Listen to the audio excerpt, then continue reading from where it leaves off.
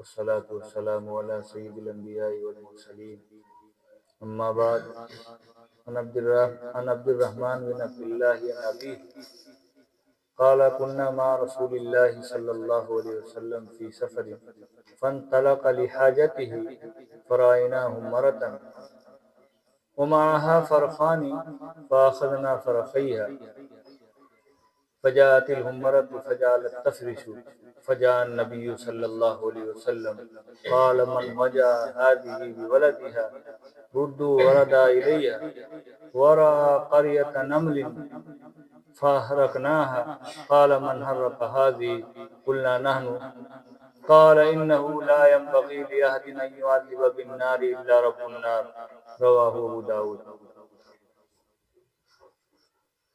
میں نے آپ حضرات کی خدمت میں ابو داؤد شریف کی ایک روایت مبارکہ تلاوت فرمائی ہے۔ آپ اس سے اندازہ لگائیے کہ آپ کی شان رحیمی اور کریمی جس طریقے سے انسانوں کے ساتھ ہے، اسی طریقے سے جانوروں کو بھی اس شان رحیمی اور کریمی سے بہت وافر حصہ ملا ہے، جن کے آنے سے دنیا کو راحت ملی، ان کی قدموں کی برکت پہ لاکھوں سلام۔ بہت ساری روایات ہیں، 2-4 روایتیں آپ حضرات کی خدمت میں بیان کر رہا ہوں، ذرا غور سے سنیں اور اس پر عمل کرنے کی کوشش کریں اور یہ اندازہ لگائیں کہ آپ صلی اللہ علیہ وسلم نے جو حکم فرمایا ہے کیا اس حکم کے مطابق ہم عمل کر رہے ہیں کہ نہیں۔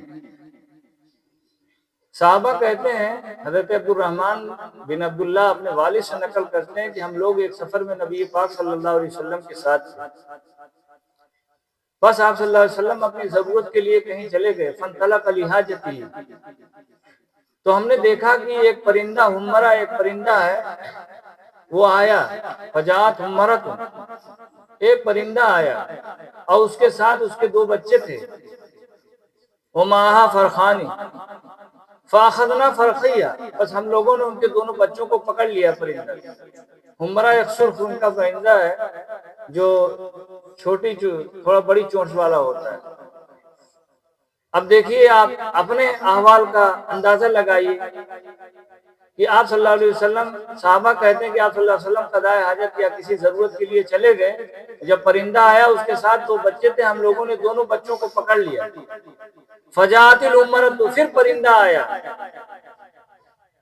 فجعلت تفرش، اور اپنا پر پھڑپھڑانے لگا، اپنے بچوں کے واسطے پریشان حال ادھر ادھر۔ اتنے میں فجاء النبی صلی اللہ علیہ وسلم، اتنے میں نبی کریم صلی اللہ علیہ وسلم آ گئے۔ آپ نے فرمایا من وجہ، کس نے تکلیف پہنچایا اس پرندے کو، ہاذہ بولدہا، اس کے بچوں کی وجہ سے، ردو ولدہا، آپ نے فرمایا اس کے بچوں کو لوٹاؤ۔ اب آپ سوچئے کہ آپ صلی اللہ علیہ وسلم آئے، فوراً بچوں کو لوٹوائے۔ اور دوسری روایت میں آتا ہے کہ آپ صلی اللہ علیہ وسلم گزر رہے تھے ایک اونٹ پر جس کا پیٹ اور پیٹھ بھوک کی وجہ سے لگتا تھا، تو آپ صلی اللہ علیہ وسلم نے فرمایا اتقوا اللہ بہذہ البہائم المعجمہ فترکوها صالحۃ وارکبوها صالحۃ، اللہ سے ان بے منہ کے جانوروں کے بارے میں ڈرو، ان پہ سواری کرو اس حال میں کہ یہ سواری کے لائق ہوں، یعنی تندرست ہوں، صحت مند ہوں، اور ان کو سواری سے چھوڑ دو، وَاتْرُكُوهَا صَالِحَةً فَارْكَبُوهَا صَالِحَةً وَاتْرُكُوهَا صَالِحَةً، اور سواری پر سے اتر جاؤ یہ تندرست ہوں، یہ نہیں کہ ایک دم تھکا ہا کر ان کو مار دیں۔ آج ہم انسانوں کو اللہ کا شکر ادا کرنا چاہیے کہ اتنے بڑے بڑے جانور آج ہمارے کنٹرول میں ہیں، اتنا بڑا ہاتھی، اتنا بڑا اونٹ، ایک 5 فٹ کا انسان یا اس کا بچہ اس کی مہار پکڑ کر لے جا رہا ہے، اس کی جرات نہیں ہے کہ کچھ بول لے۔ یہ سب اللہ تعالیٰ کی طرف سے کہ اللہ تعالیٰ نے ہمارے اور آپ کے اس کو تابع کر دیا ہے، اس کا یہ مطلب نہیں ہے قیامت میں اس کا حساب لیا جائے گا۔ بہت ساری بخاری شریف کی روایت ہے، ابو داؤد شریف کی روایت ہے، مسلم شریف کی روایت ہے، اور صریح روایت ہے کہ آپ صلی اللہ علیہ وسلم گزر رہے تھے کہ دیکھا چند چڑیوں کو، پرندوں کو باندھ کر لوگ نشانہ لگا رہے ہیں۔ آپ صلی اللہ علیہ وسلم نے ارشاد فرمایا لا تتخذوا شيئا فيه روح غرضا، جس میں روح ہو اس کو نشانہ نہیں بنایا جا سکتا، سخت وعید ہے، اللہ کے یہاں حساب دینا پڑے گا۔ آپ نے منع فرمایا۔ اسی طریقے سے آپ صلی اللہ علیہ وسلم فرمایا قیامت تک گھوڑے میں خیر رہے گی، قیامت تک۔ اور آپ نے فرمایا بکری میں خیر و برکت ہے۔ بہت سے لوگ ہیں بکری پالتے ہیں، ان کے منہ پر تماچا سے مارتے ہیں، بہت سے جانوروں کو ستاتے ہیں۔ اب آپ دیکھیے، آپ نے فرمایا کہ بکری میں خیر و برکت ہے، اور آپ صلی اللہ علیہ وسلم نے لعنت فرمائی اس شخص پر جو جانوروں کو مارے۔ چنانچہ آپ صلی اللہ علیہ وسلم گزر رہے تھے، یہاں سے دیکھا کہ گدھے کے ماتھے کو دھاگا ہوا تھا، تو آپ نے فرمایا اللہ کی لعنت اس شخص پر جس نے جانوروں کو دھاگا ہے۔ اب جس پر اللہ کی لعنت ہوگی، بتاؤ تم بکری کیوں پالتے ہو جب جانور کو مارتے ہو؟ کتنی سخت وعیدیں آئی ہوئی ہیں۔ ان بے منہ کے چوپایوں کے بارے میں اللہ سے ڈرو، کل قیامت میں ان سے محاسبہ ہوگا تمہارا، تو کیا جواب ہوگا تمہارا؟ آپ روایت کا اندازہ لگائیے، یہ اللہ تعالیٰ کا کرم ہے کہ اللہ نے ہمارے لیے مسخر کر دیا ہے، ورنہ اتنا بڑا ہاتھی ایک 5 فٹ کا انسان چڑھ کر اس کے اوپر بیٹھا رہتا ہے۔ اسی لیے حدیث پاک میں آتا ہے مرغ کو گالی مت دو، لا تسبوا الدین، مرغوں کو گالی مت دو، مرغ کو فإنه يوقظ للصلاة، وہ نماز کے لیے بیدار کرتا ہے۔ کتنے لوگ ہیں کہ ایسے وقت میں مرغوں کو الٹا سیدھا کہتے ہیں کہ جب تہجد کا وقت ہوتا ہے تو بولتا ہے۔ آپ نے فرمایا کہ اونٹ اپنے مالک کے لیے زینت ہے، اس کی سواری کے لیے زینت ہے۔ اب بتائیے، جن جانوروں کو اللہ رب العزت نے جس چیز کے لیے پیدا کیا ہے اسی کے لیے اس کو استعمال کرنا چاہیے۔ اگر چونکہ اگر گائے اور بھینس ہے تو اس کو دیکھیے گائے کس لیے ہے، بھینس کس لیے ہے، آپ اس کی سواری کر رہے ہو۔ گائے تو دودھ دینے کے لیے، بیل تو کھیت جوتنے کے لیے، آپ اس کی سواری کر رہے ہو۔ گائے نے یہ کہا تھا، کوئی اس سے کہیں مفہوم میں نے دیکھا ہے لکھا ہوا ہے کہ بیل نے کہا تھا، تانا مارا تھا کہ بتاؤ جو ہے مجھے پیدا کیا کھیت جوتنے کے لیے، تم اس پر سواری کر رہے ہو۔ سواری کے لیے اللہ نے اونٹ کو پیدا کیا ہے، سواری کے اللہ نے گھوڑے کو پیدا کیا ہے۔ تو آپ دیکھیے ایک جانور کی طرح اللہ تعالیٰ نے کس طریقے سے اللہ کے رسول نے تعاون فرمایا ہے۔ اور آپ کے سامنے بہت ساری روایات ہیں جانوروں کے بارے میں، رحم کرو۔ چنانچہ بہت سے لوگ ایسے ہیں جن کو نہ معلوم ہے، وہ جانور کی پشتوں پر بیٹھ کر ایک دوسرے سے بات کرتے ہیں۔ آپ صلی اللہ علیہ وسلم نے منع فرمایا کہ دیکھو جانوروں کی پشتوں کو ممبر مت بناؤ، اتر جاؤ۔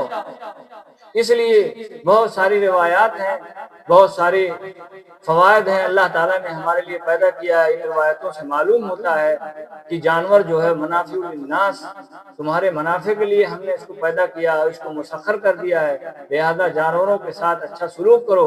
چنانچہ ایک قصاب ذبح کر رہا تھا بکری کو، ایک شخص ذبح کر رہا تھا بکری کو اور اس کو لٹایا ہوا تھا اور چھری تیز کر رہا تھا، تو آپ صلی اللہ علیہ وسلم نے فرمایا کہ تم اس کو 2 موت دے رہے ہو۔ اب آپ سوچو ذرا، بہت ساری روایات ہیں۔ تو اس لیے انسانوں جس نبی کا یہ عالم ہے کہ جانوروں کے ساتھ اس قدر ترحم اور رحم ہے، بتائیے انسانیت کے ساتھ کیا اس کا معاملہ ہوگا۔ تو بہرحال ان آیات اور ان روایات سے پتہ چلتا ہے کہ جانوروں کے ساتھ جہاں تک ہو سکے حتی الامکان ان کا پورا خیال رکھے، ان کے کھانے پینے کا، ان کی ہر چیز کا، ان کے ساتھ کوئی زیادتی نہ ہو، ورنہ اللہ تعالیٰ کے یہاں کا حساب ہوگا۔ اور پھر آگے روایت میں ارشاد ہے وَرَأَىٰ قَرْيَةً نَمْلٍ، اور آپ صلی اللہ علیہ وسلم نے چوٹیوں کی ایک بستی کو دیکھا تو جلا، جس کو ہم نے حرکنا جلا دیا تھا ہم لوگوں نے۔ آپ نے پوچھا صحابہ سے من حرک هذه، اس بستی کو کس نے جلایا ہے؟ تو صحابہ نے کہا قلنا نحن، ہم لوگوں نے اللہ کے رسول۔ آپ صلی اللہ علیہ وسلم فرمایا انه لا ينبغي ان يعذب بالنار الا رب النار، مناسب نہیں ہے کسی کے لیے آگ کا عذاب دینا سوائے آگ کے رب کے۔ تو اس سے پتہ چلا کہ کسی شخص کو بھی کسی جانور کو آگ میں جلانا درست نہیں۔ تو اس لیے جو ہے آگ کا عذاب اگر کوئی دے گا تو یہ آگ کے رب ہی کو اتھارٹی اور اختیار ہے، باقی کسی انسان کو یہ نہیں ہے۔ یہ بعض لوگ مچھر مارنے والا رکھے ہوئے ہیں، ایک آتا ہے اس کی طرح، اب اس کو لیتے ہیں تو جو مچھر آتے ہیں اس کو مارتے ہیں، فوراً وہ مچھر اس میں دھواں بن جاتا ہے، جل جاتا ہے۔ تو یہ سب چیزیں منع ہے سختی سے۔ اللہ کے رسول نے ایک موذی جانور کے ساتھ ہی کہا کہ چھپکلی کے مارنے پر اتنا ثواب ہے، گرگٹان کے مارنے پر اتنا ثواب ہے، لیکن اگر ایک مرتبہ مارو گے تو زیادہ ثواب ہے، اور 2-3 مرتبہ مارو گے تو ثواب کم ہو جائے گا۔ اس کو بھی مارنا ہے تو اچھی طریقے سے مارنا ہے، ذبح کرنا ہے، کسی جس جانور کو کھانے کو حکم ہے تو اچھی طریقے سے ذبح کرنا ہے، یہ نہیں کہ اس کے ساتھ زیادتی ہو جائے۔ اسی طریقے سے اور بھی اس کے حقوق جو ہیں جانوروں کے، ان کا پورا خیال رکھنا چاہیے، ورنہ کل قیامت کے دن جانور کا حساب دینا پڑے گا تو پھر کیا ہوگا۔